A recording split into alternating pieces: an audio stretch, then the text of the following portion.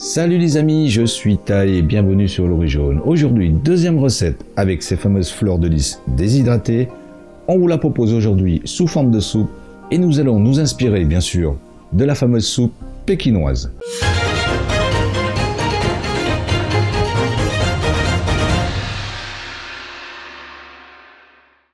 Il nous faut du bouillon de poule, des shiitakes déshydratés, des champignons noirs, des fleurs de lys déshydratées et il faudra réhydrater ces trois éléments pendant 1 heure pour les champignons et 2 heures au minimum pour les fleurs de lys avant de lancer la recette. Il faudra aussi du tofu ferme, de l'œuf, de la cébette, de la coriandre, de la sauce soja, du vinaigre noir chinois à défaut du blanc, de l'huile de sésame, du sucre et de la fécule de pomme de terre. Pour les quantités, reportez-vous à la description. Nous on y va tout de suite pour la petite préparation.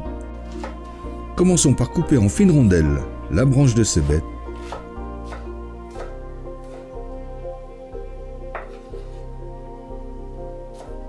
la coriandre, coupée aussi mais grossièrement. Détaillez le tofu en tranches de 2 mm d'épaisseur, puis en allumettes avec aussi 2 mm de largeur.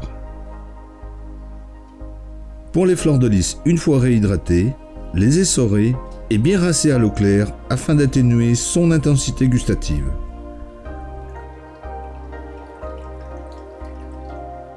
Et couper en deux les plus longs. Retirez les pieds des shiitakes, les couper en fines lanières. La même chose pour les champignons noirs. Battre l'œuf, réserver. Puis on termine en mélangeant la fécule de pomme de terre avec 7 à 8 centilitres d'eau. Ensuite, mettre dans une casserole le bouillon, le tofu, les shiitakes, les champignons noirs et les fleurs de lys. Assaisonner de sauce soja, de sucre, de vinaigre noir ou blanc, de sel et de poivre. Mélanger et laisser bouillir 5 minutes à feu moyen. On l'épaissit ensuite avec le mélange fécule-eau par petites quantités afin de gérer la texture. Une fois fait, coupez le feu, versez l'œuf battu en filets si possible.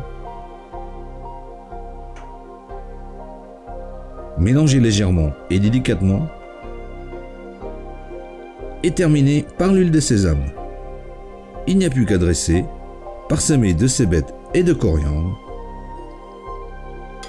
Et il n'y a plus qu'à déguster. Voilà, toujours aussi simple et efficace comme d'habitude. Alors si vous avez aimé la vidéo, n'hésitez pas à la partager et à la liker. Pour plus de détails sur la recette, comme d'habitude, reportez-vous à la description. Nous en attendant, on vous dit à bientôt et bon appétit!